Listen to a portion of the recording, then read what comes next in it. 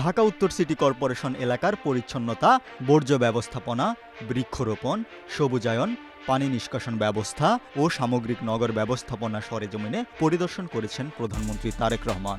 ৩১ জুলাই বিকেলে প্রধানমন্ত্রী নিজেই গাড়ি চালিয়ে রাজধানীর বিভিন্ন এলাকা ঘুরে দেখেন। এ সময় কয়েকটি বিষয়ে অসন্তোষ প্রকাশ করে দ্রুত ও কার্যকর ব্যবস্থা নেওয়ার নির্দেশ দেন তিনি।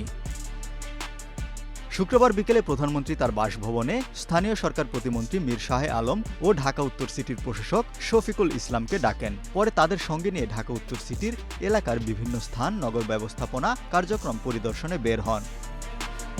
এ সময় প্রধানমন্ত্রী ইসিবি চত্বর, মিরপুর ডিওএইচএস, উত্তরা, এয়ারপোর্ট সড়ক, Mohakhali, Farmgate, Manik Mia avenue, Asad gate, Mohammadpur, Shyamoli, Shewrapara, Mirpur ১০, Kachukhet, cantonment, সৈনিক ক্লাব, কাকলী ও বনানী ঘুরে দেখেন।